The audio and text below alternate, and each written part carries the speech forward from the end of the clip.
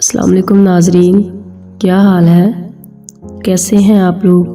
उम्मीद है कि आप सब ठीक होंगे। मैं अनाया चीमा अपने YouTube channel Anaya Cheema voice में आपको वेलकम कहती हूँ। नाजरीन, मैं आज आपको जो वाक़या सुनाने लगी हूँ वो बहुत ही ज़्यादा इम्प्रेसिव है। तो चलिए वो वाक़या स्टार्ट करते हैं। एक दफ़ा मियाँ बीवी घर में बैठे खाना खा रहे थे तो बीवी की नज़र घर में लगे दरख्त पर पड़ी जिस पर काफ़ी परिंदे बैठे हुए थे। तो बीवी बोली, आप इस दरख्त को कटवा दें। मेरी गैरत गवारा नहीं करती कि इस दरख्त पर बैठने वाले परिंदों की नज़र मुझ पर पड़े। शोहर बीवी की इस बात से बहुत मुतासिर हुआ और दरख्त कटवा दिया। काफ़ी अरसा गुजर गया। एक दिन वो अचानक घर आया तो बीवी को किसी गैर मर्द के साथ देखा। उसे बहुत दुख हुआ।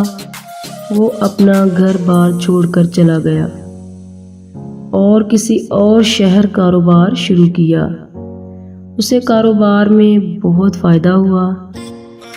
अपने कारोबार की वजह से उसे शहर के मशहूर लोगों में शुमार किया जाने लगा।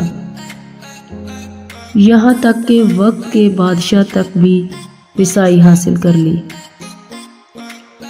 एक दिन बादशाह के यहाँ चोरी हो गई।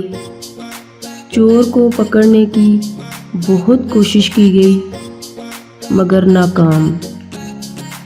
एक शेख बादशाह के महल में आता था जो आधा पाँव ज़मीन पर रखता था। किसी ने पूछा, ऐसा क्यों? बोला, ताकि कीड़े मकोड़ों को मेरी वजह से नुकसान ना पहुँचे।